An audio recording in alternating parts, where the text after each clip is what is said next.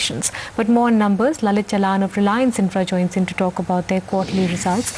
Lalit, good morning. Thanks for joining in. First, a word on what happened with the EPC revenues, the kind of decline you faced, and what you foresee coming in from the EPC side. In the EPC, which is a construction segment, we do work for three categories of customers. One is, of course, the external category, like the state electricity boards or DVC or things like that. We do a lot of construction work for internal Reliance infrastructure projects like roads or transmission lines or cement projects. And then we do work for Reliance Power. At the beginning of FY13, we had given a guidance that FY12 was a one-off year for Reliance Infrastructure when we did a revenue of 11,500 crores. But we said that going forward, that's a one-off year. We will not be able to maintain that. And we had guided that we'll be able to do 7,000 to 8,000 crores of construction top line and 8 to 10% margins. And I'm happy to state that we have been able to meet our guidance both in terms of top line and in terms of margins. Coming to Reliance Power, there are the existing projects, and then clearly there are projects which are at various levels of approval. We expect that the government is very mindful of the projects which have got stuck, and there is a concerted effort by the government, the central regulator, to clear those projects so that we can move forward. And we expect to announce some of those projects during the course of this financial year. Morning, Lalit. What kind of guidance can you hold out for the EPC business this year?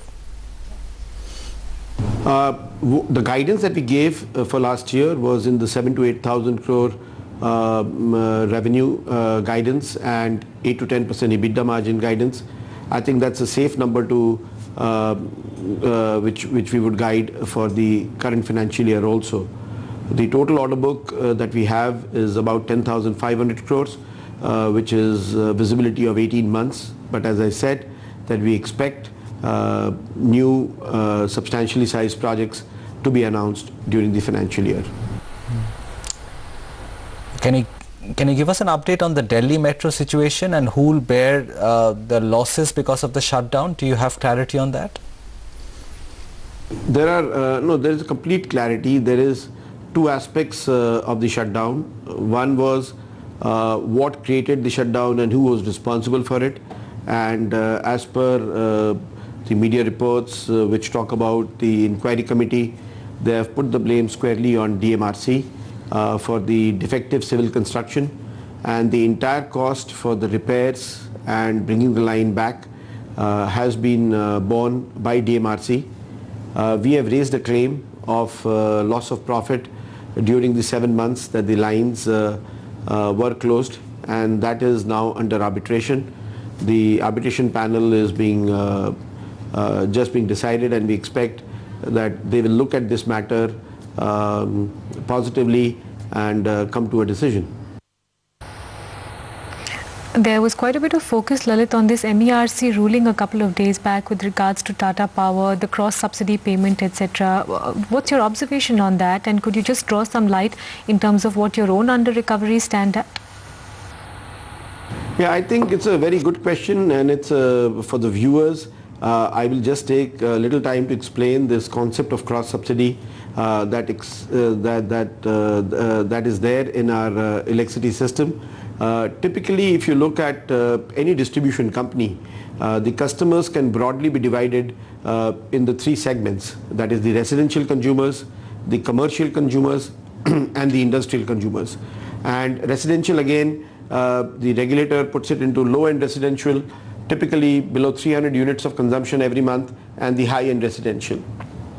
Broadly, the principle of ability to pay is very high in the regulator's mind. So what he does is, suppose a company like ours require an average tariff of 7 rupees per unit. He fixes the tariff for commercial and industrial and high-end residential consumers at 10 to 11 rupees. Whereas the low-end residential consumers, the consumers who consume less than 300 units of residential consumption, get tariffs of even sub 3 rupees. And we have 21 lakh such customers on our network. So what happens is the 11 rupee guys cross subsidizes the 3 rupee guys. It is not the inefficiency of our system, it is the way the tariffs have been set in the country over the last several years and decades. So having said that, we have another competitor who for the first time in the country we allowed the competitor to take 100% of our customers using our network.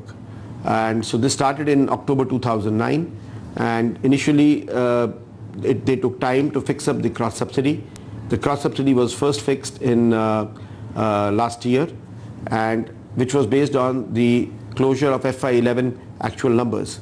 Now with the FY12 numbers available, the concept of cross subsidy was challenged in the appellate by Tatas, but the appellate, after hearing both the sides, came to the judgment that it is open access of using customers on our network, and the concept of cross subsidy will continue because this provides subsidy and protection to the low-end consumers, and this is exactly as per the Act and as per the National Tariff Policy.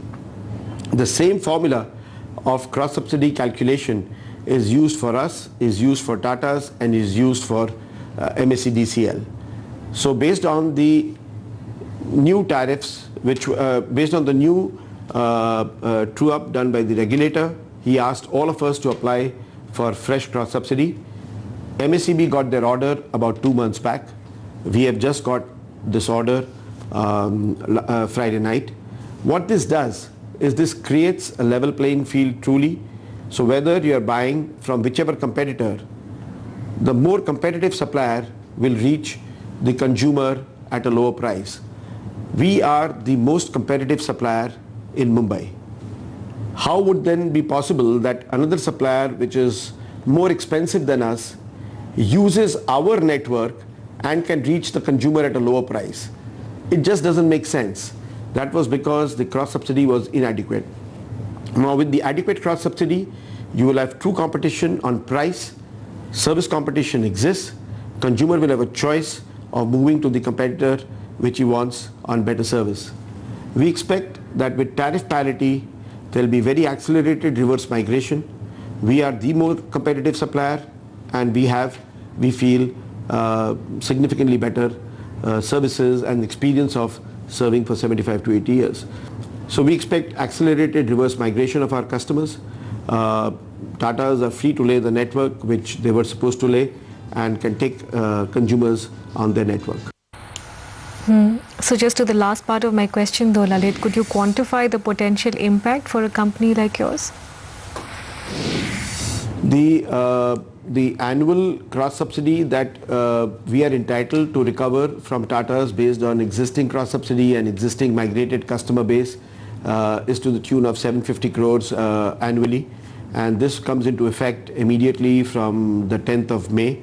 So this cash flow will start accruing to us from current month onwards till the time the new tariff order comes.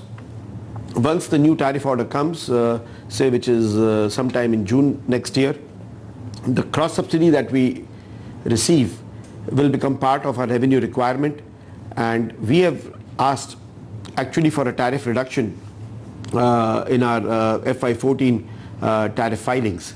So the total revenue eventually on a profit and loss basis is regulated, but on a cash flow basis, on a competitive basis, which will impact my top line and my EBITDA margins, this order is very encouraging for Reliance Infrastructure. Lalit, thank you very much for explaining all of that to us. As Reliance Infrastructure stock is up 2.3% this morning. Let's move to another company.